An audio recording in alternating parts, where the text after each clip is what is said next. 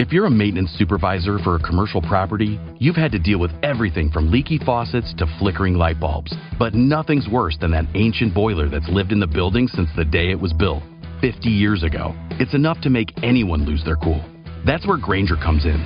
With industrial-grade products and dependable fast delivery, Grainger can help with any challenge, from worn-out components to everyday necessities. Call, click Grainger.com, or just stop by. Grainger, for the ones who get it done. 30% discount at Stone Stopper by Moonstone TM. Find us at moonstonenutrition.com. Here radio. Stone Stopper by Moonstone TM is a doctor-developed, science-backed kidney health solution with 30 MEq of alkali citrate to prevent kidney stones. Available in powders and capsules. Enjoy an exclusive discount with my promo code moonstonenutrition.com. Here radio to get 30% discount. Irene Dunne-Fred MacMurray Show. Starring Irene Dunne as Susan and Fred MacMurray as George.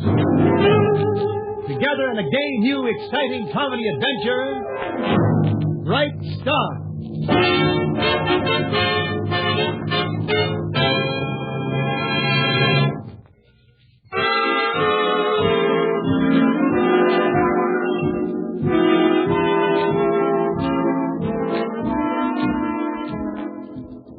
The Irene Dunne-Fred MacMurray Show, starring Irene Dunne as Susan Armstrong, owner and editor of the Hillsdale Morning Star, and Fred MacMurray as George Harvey, the paper's ace reporter. Someone said that lightning never strikes twice in the same place. But then that someone never heard of the Hillsdale Morning Star. Susan Armstrong is busy at the editor's desk just as lightning is about to strike again. Morning, Miss Armstrong. Yes, Sammy? I was just giving Miss Meyer a breather on the ad disc, and this came in. Oh, what is it? One of those Lonely Hearts things. I thought you might be interested. Lonely Heart. Let's see it. Attractive middle-aged woman desires to communicate with successful middle-aged man. Object matrimony. Well, why should I be interested in this, Sammy? It's like any other ad in the Lonely Hearts column. It's a box ad, but take a look where they want the reply sent. Good heavens! That's my house. My address. That's why I thought you'd be interested. You sure you haven't made some mistake? No, ma'am. Even with a cold, nobody else could sound like Patience. Patience? She sounds like the differential on a $50 used car. Patience? Did she recognize you? I don't think so. Everybody tells me that over the phone my voice comes out real sweet-like. Yes, I'm sure it must.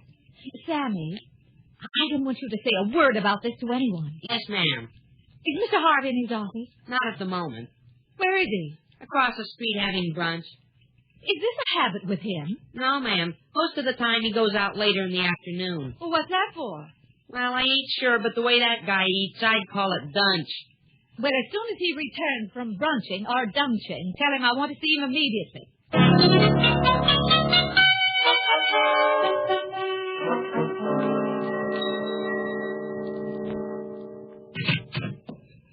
Myself away the minute I found out you wanted me, boss. George, I need you. Well, if that is a statement of fact, I hardly agree. If it's a proposal, I say it's a little sudden. Read this. Attractive middle-aged woman desires to communicate with successful middle-aged man. Object matrimony. Why, gee, you're not middle-aged, you know. George, please. I'll admit I'm not quite successful, but then I'm not quite middle-aged either. Now, if you just told me that you felt like... Stop that. Guess who put that ad in the paper? Not you, for me. Patience. Patience? Your patience? My patience. Let me read this again. Attractive middle-aged woman. Well, that lets Patience out right there. She wouldn't be attractive in a full-length dress made out of $10,000 bills. Nevertheless, she phoned that ad in this morning. Must have blown a condenser, huh? Well, suppose she finds the man she's looking for. So his luck ran out, that's all. Could happen to anybody. But it means I'd lose her. And then what would I do? Oh, you'd find someone else. Oh, there isn't anyone else like Patience. Maybe she's just lonesome. A lot of these old gals get funny ideas when they're sneaking up on 60. Now, Patience is nowhere near 60. All right, so I'll spot you a few years either way. But why should she be lonesome? Well, for one thing, a reading lamp at night isn't exactly what you'd call the bright lights. The bright light. Oh, Patience would never care for anything like that. I once read a statistic that 95% of the moth that get barbecued in the flame are well over middle moth age. So maybe Patience feels she'd like to kick a little gong herself. I wonder if you're right. Let me call her. I've got an idea. Help yourself. I don't know when I've ever had anything upset me so. Yeah, we'll work it out.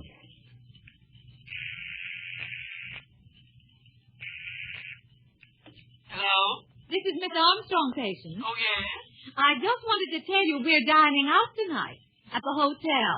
Dancing, too. Okay, I'll save the leg of lamb and warm it over tomorrow night. There's some hamburger I can eat. No, patient, you don't understand. I mean you, too. Me too what? You're included. You're going to the hotel with us. I just got to thinking that you've been working too hard lately, and you need a night off. I haven't got anything to wear. Now, don't you worry about that. We're going informal, and you have beautiful clothes. We? Who's the rest of us? George, of course. Hey, wait a minute. Did you hear me, patient? I heard you. Is that all right with you? About George, I mean. Into every life a little rain must fall.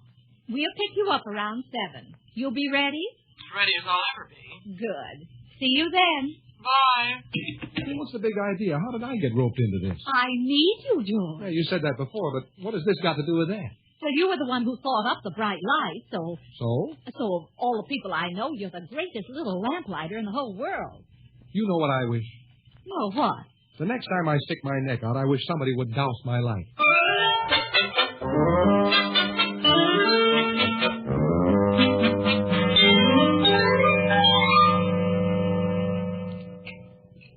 Is your steak good, patient? At these prices, a body should take it home and frame it. Never mind what it costs. Is it good? I've got a better recipe at home. The chef here is famous for his salads. Good, isn't it, Patience? I've got a better recipe at home. Well, you will have to admit this is living, patient. Bright light, good food, pleasant people, and there's music in a little while. Excellent service. She's got a better recipe at home. And they're my own recipes, too. I work them out all by myself. Well, you're the best cook in the world, patient. We all know that. But isn't it a treat being out like this? I just can't help thinking we could eat for a week on what this dinner costs. Now, don't you worry about that. I can afford it, I'm sure. You can afford it. What about him? Think nothing of it, Patience. She can afford it for me, too. Did you notice last week where a husband sued his wife for divorce and the judge awarded him alimony? No. Really? What a strange case. Oh, I don't know. I have a feeling that men are beginning to assert their rights these days. She'll have to pay him $100 a month for the rest of her life. We'll probably be seeing more of these cases as time goes on. Yes. What did he charge her with? Oh, flirting and things like that. I believe she had her eye on another man. $1,200 a year isn't much for a new husband. Income taxes cost more than that. The music has started, George. Huh? Oh, yes. Nice music, too. Patience, how about tripping the light fantastic? Me? Don't be silly. The last time I danced was at a corn-husking bee back in Minnesota. Well, we haven't any corn handy, but, maybe we could throw a little asparagus around the floor and get you back in the mood. Dancing's like swimming, patient. Once you know how, you never forget. That's what I keep telling my joints. You having trouble with it? Did you ever hear corn popping in a roaster? Sure. That's me and my joints on a dance floor. Now, you just go ahead and dance with Miss Susan. You're sure you won't mind being alone, patient? One more night won't hurt, will it? No, I guess not. Well, shall we, George? It's a pleasure.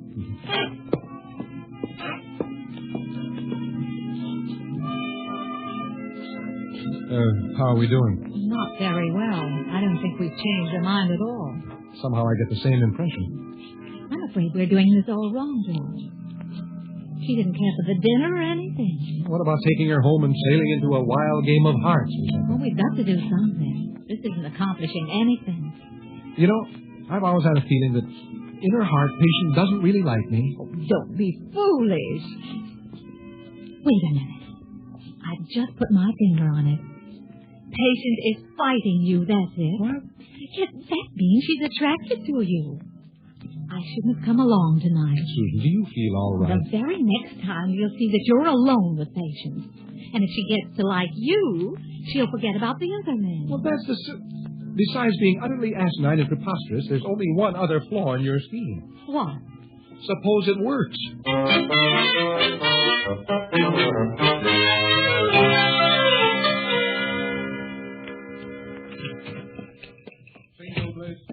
Single all the way. Oh, what? Good morning, Susan. That's a new theme song I dreamed up for Patience. I wish I could be sure it was her theme song. How did it go last night after I left? I wouldn't know. She thanked me for the dinner and then went to bed. While visions of boyfriends danced through her head. I guess so.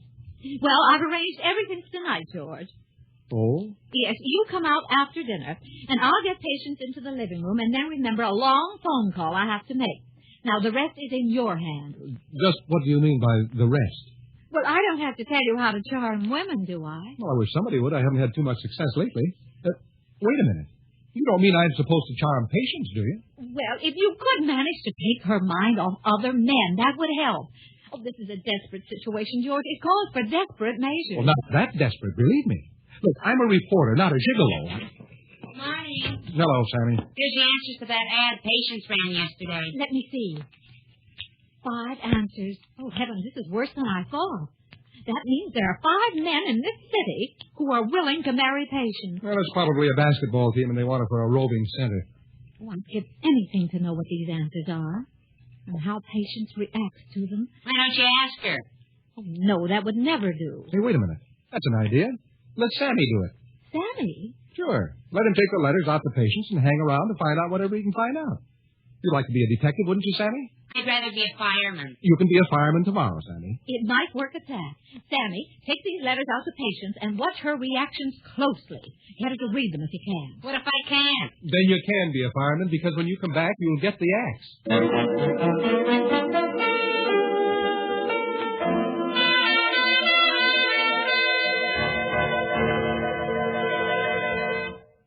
I thought they always mailed these answers from the newspaper. Sure, but I figured you were something special, so I brought them over personally. Thanks. They look like they may be important. No little windows in them, so they can't be bills. Other shows we have for you to enjoy at myclassicradio.net. The Avengers was most certainly not a household name in South Africa prior to the radio series. With no national television service until 1976, the mechanism simply was not present in the country to show television programs to mass audiences. While many other countries reveled in the filmed adventures of John Steed and company, South Africa was not equipped to join in the fun. The series took Britain by storm and made a major impression in the American markets, being that greatest of rarities, a British series given a network transmission slot. However, as a filmed series, rather than a videotaped one, The Avengers was able to gain a modicum of exposure in South Africa through film rentals. Come and listen at myclassicradio.net. So I notice. Well, I got a knife. Do you want me to slit them open for you? No, thanks. But if you're so handy, there's a pan of potatoes you can peel. Oh, well, maybe I better get back to the office. That's what I was thinking. You're sure you don't want those letters open before I go? That's the general idea, Sammy. Now run along. Okay. But remember to call me if anything starts burning. Whatever in the world for? Because from now on, you're looking at Smoke-Eating Sammy, doubling for a Dalmatian on Engine Company 3.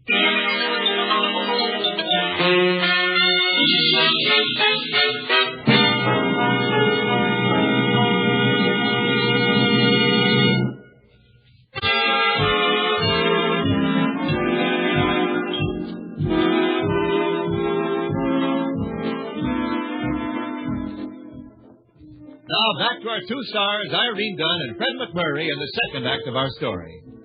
It's the same evening. The evening that Susan has arranged for George to call on Patience.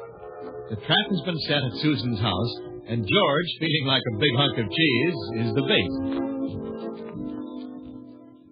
Now, George, Patience is coming right in. Tell her I'm phoning and ask her to wait until I get back. Sammy failed us this morning, so now it's up to you. Well, if Sammy couldn't do it, what chance do I have? Now, George, all you have to do is be your usual sweet self. Well, all right. I'm just putty. I don't have to wait till morning. I hate myself right now. Where's Miss Susan? Well, she just remembered an important phone call, Patience. She'll be right back. Sit down, won't you? Don't mind if I do. Been on the feet all day. Such tiny feet, too. My feet are big enough to keep me from blowing over in a strong wind. That's what feet are for. Yes.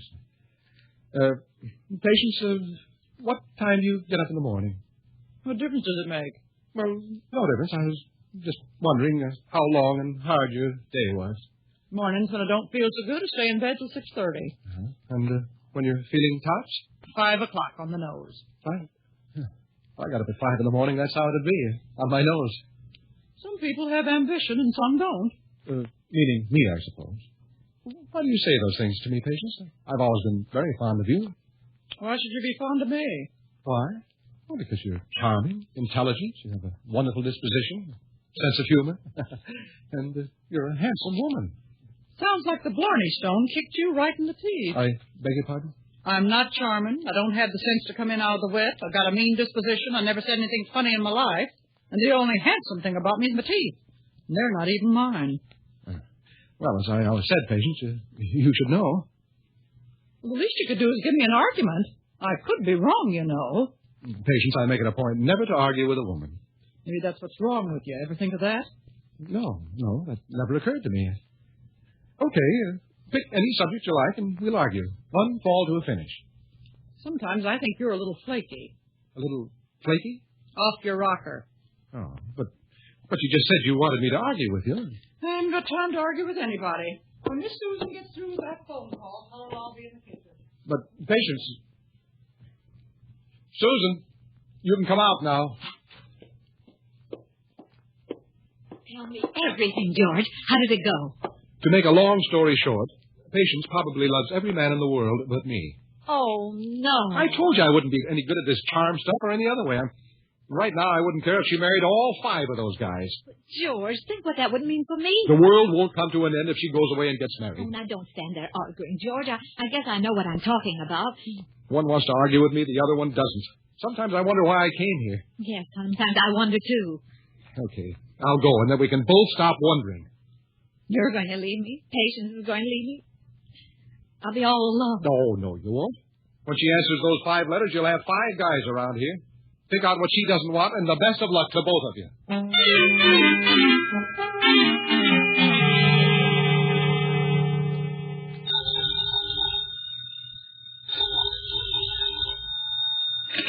Hello? Miss Patience Wentworth? That's right. My name is Norman Rutland. I'm putting together a cookbook featuring wholesome American recipes. I understand you're quite famous here in Hillsdale for your culinary art. Who's been talking to you? The manager here at the hotel recommended your skill. I believe he had several of your dinners as a guest of your employer. Miss Susan Armstrong? Oh, sure, I remember. He ate until he almost fell off the chair. Well, that's the sort of dish I'm looking for. Could I visit you and look over your recipes? I'm paying $25 apiece for those I use. $25 for one of my recipes? That's right. I'll be right down to the hotel. Oh well, it might be better if I came to see you. I'll need cooking instructions and all that. Tonight, 7:30 and maybe earlier? 7:30 will be just fine. And thank you so much. Thank you. $25, and I've got a million of them. Oh.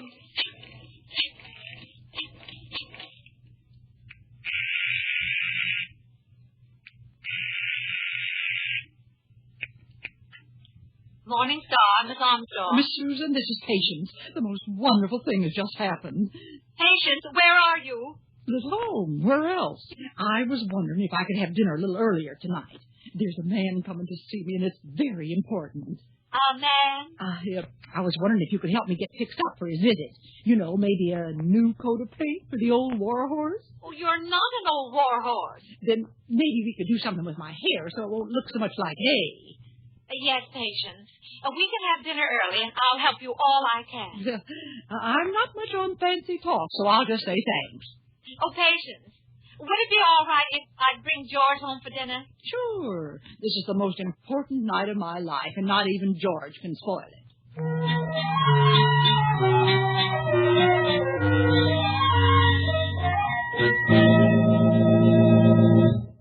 Oh, maybe I should have worn that green wool jersey. No, Patience. This silk taffeta is simply divine. Besides, it rustles when you walk. Well, When he comes, I don't want to go downstairs sounding like a tree in the wind. No, believe me, this dress really does something for you. Does it sort of hide my figure? Yes, I know, but that's why I think it's just a perfect choice. Look at my hair, will you? Oh, no. That looks kind of like a halo on your head. Maybe, but I don't think they're wearing straw halos these days.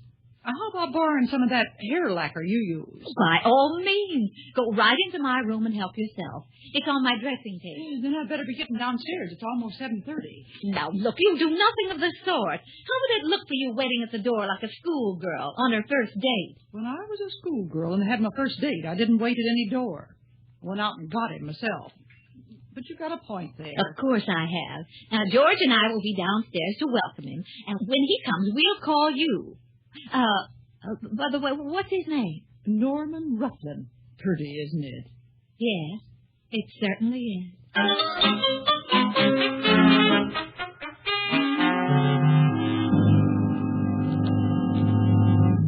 Patience is waiting upstairs, George. We're supposed to call her when he comes. She's lacquering her hair. A little varnish on her face might help. His name is Norman Rutland. Oh. But we won't have much time to work on him. Once she hears the door chime, she'll be expecting us to call her right away. George, you've solved everything. I have? Yes, we won't give him a chance to ring the door chimes. We'll meet him at the door. And that way we can get rid of him and she'll never know he's even been here. Yeah. It's slightly dangerous, I'd say, but it might work. Hey, look, coming up the walk. Yeah. That must be that Rutland now. Go on, go to the door, George, quick, before he rings. Well, Mr. Rutland. Come in. We've been expecting you. Oh, thank you. But I believe you have the advantage of me. Oh, I'm George Harvey. I'm glad to know you. Come in. How do you do? Thanks, I will. Well, Mr. Rutland, this is Miss Susan Armstrong. Oh, Mr. Rutland, this is a pleasure. How do you do? You must be Miss Wentworth's employer. Patient? Yes, I am. Well, let's get comfortable. Might be a little wait. Patience is making up her face. 2-hour job, sometimes more. Not much of a face to work with, but you know how women are. No? Oh. How do you find things, Mr. Rutland? Things? I mean, everything, you know. Oh, well, quite well, thank you. But really, Miss Wentworth, need not have bothered. After all, how important is a face? You're not interested in her face? I assure you her face does not matter in the least. Well, I must say that certainly is broad-minded, isn't it, George? Yes, certainly is. But then he's never seen Patience. I'm wondering if we're talking about the same thing. Oh, yes, we are. Patience has told me all about it. You see, I'm really interested in her cooking. Her cooking? Her cooking?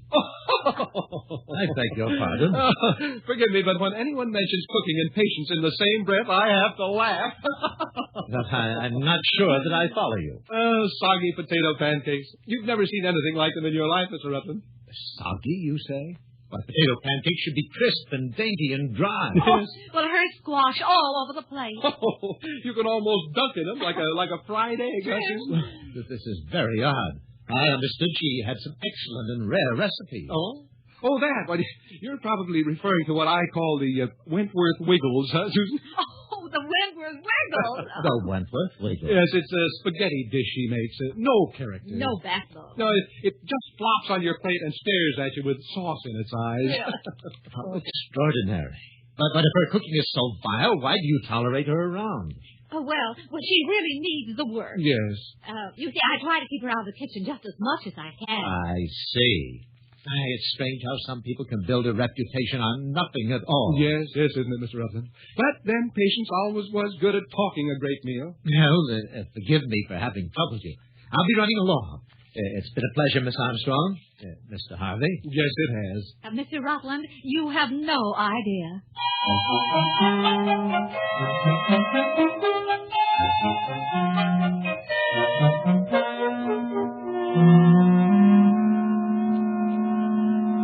It's 8:30, George. I wonder how long she's going to stay up there. Well, maybe she put on too much lacquer and got stuck to the mirror or something. Oh, here she comes. Didn't he come yet? No, Patience. Maybe he got hung up somewhere. No. If he isn't here by now, he's not coming. Don't take it so hard, Patience. Maybe it's all for the best. Oh, sure. If you can figure what's good about losing $200. $200? You mean you gave him that much money? Do I look flaky or something? That's what he was going to pay me. Pay you? For what? Recipes for the cookbook he's putting together. I figured I could sell them at least 8. Oh, well. Recipes? Cookbook? You mean he wasn't interested in you personally? No more than I was interested in him. Oh. What's the matter with you? I'm groaning for Susan, too. Oh, that's him? I just know that's him. Oh, I hope with all my heart it is. But I'm sure it isn't. Oh, just Sammy from the office. Sammy? Some more letters came for patients in the afternoon mail, and I thought they might be important, so I brought them over. Thanks, but you didn't need to bother. Might as well chuck them in the fireplace with all the rest. The patients. Those letters, you're burning them. But you're adding the paper. I know, silliest thing I ever did in my life. Tootsie Bender, she's a friend of mine back in Minnesota and old enough to know better, coming down here in a few weeks. She has an idea she ought to get married, so she asked me to run that ad in the paper down here and save her the answers. Oh, I see. So that was it. I'll just tell her she didn't get a single nibble. That old fool's kept out of trouble this long, and I ain't going to be the one to start getting her into it. Oh, Patience, Patience. I've done a horrible thing. You get engaged to George? No. Oh, well, then just take it easy, honey. You've got nothing to worry about. Well, I like that.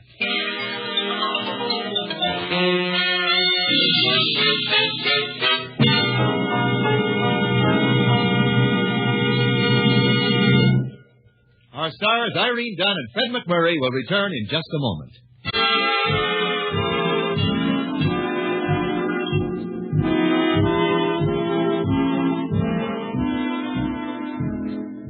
George, tell me, how did you make out? Well, how do I always make out? Don't tell me you messed this up, too. I did not. Mr. Rutland understood perfectly.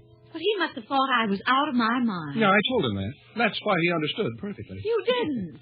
Yeah, he's accepted an even dozen of patients' recipes and paid her $300 as per agreement. Oh, wonderful. I've just come from your house, and Patience has already tucked the money away, wherever she tucks money away. And she's not angry with you anymore, is she? Not only is she not angry, but she has created a special dish in my honor, which she is in the process of preparing at this very moment. A special dish? Mm-hmm. What is it? It's called Old Southern Hash a la Harvey. And I deem it a great honor, ma'am, if you'd have dinner with me tonight at your house. Mr. Harvey, sir, I could just kiss you for asking me. Well, you just go ahead, honey. There ain't nothing stopping you. Mr. Harvey, you are so right.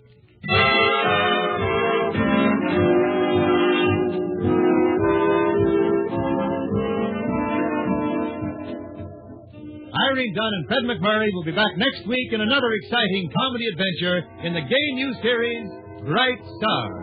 This is Wendell Niles inviting you to join us then.